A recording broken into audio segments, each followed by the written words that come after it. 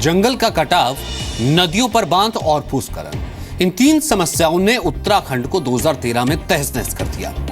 कारण यह था कि पृथ्वी के सबसे बुद्धिमान प्राणी मानव ने अपने भौतिक सुखों के लिए प्रकृति का जमकर दोहन किया।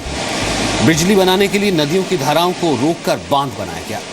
बड़ी बड़ी परियोजनाओं को लाने के लिए पहाड़ों को छलनी कर दिया गया, काट दिया गया। जंगलों की अंधाधुंध कटाई की गई, जिससे भूस्खलन बढ़ गया। सुरक्षा मानकों से बेपरवाह अपार्टमेंट और होटल्स का निर्माण किया गया। बस्तियां बस्ती चली गई, तापमान और प्रदूषण बढ़ता चला गया। ग्लेशियर पिघल गए, बादल फटने लगे और उत्तराखंड का ये हाल हो गया। हम आपको बता दें, तस्वीरें 2013 की हैं। अब हम 2016 के दिसंबर महीने में पहुंच चुके हैं। कलावती देवी का हम जिक्र करते हैं। कलावती देवी जैसे लोगों की वजह से उत्तराखंड एक बार फिर अपने पैरों पर खड़ा हो गया। वैसे तो राजनीतिक गलियारों में कलावती नाम कुछ ज्यादा ही फेमस है।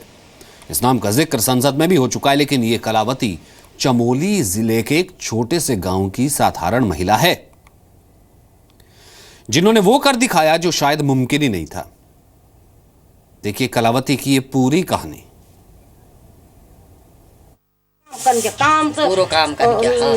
कलावती देवी का परिचय साधारण है, लेकिन उनकी उपलब्धियां असाधारण है।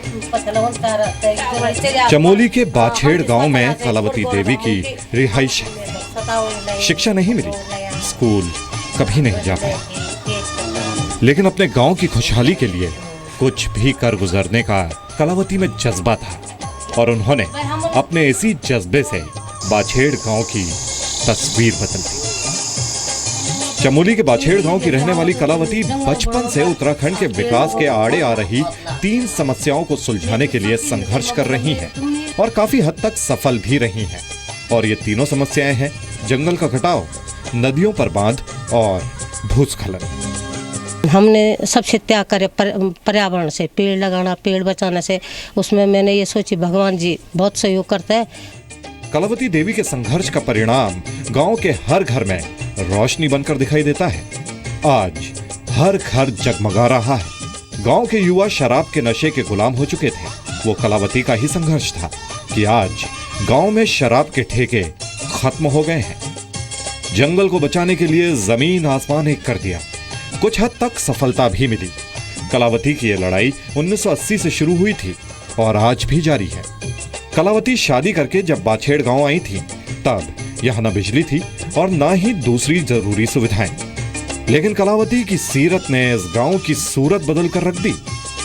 उनके गांव में बिजली नहीं थी, उसी को लेकर के वो 3-4 महिलाएं आई थी और वो उसके लिए संघर्षरत थी। उनके पुरुषार्थ से गांव में बिजली आ गई थी। गांव के पास ही जल विद्युत परियोजना थी, लेकिन बाछेड़ गांव में अंधेरा था, यानी चिराग तले अंधेरा। कलावती देवी ने गांव से अंधकार का अंत करने का प्रण लिया। बाछेड़ से गोपेश्वर जाकर पर्यावरणविद चंडी प्रसाद भट्ट से मुलाकात की। कलावती की अगुवाई में गांव के लोग ही बिजली विभाग के कार्यालय से बिजली लाइन के लिए खंभों को उठाकर गांव तक लेकर आए।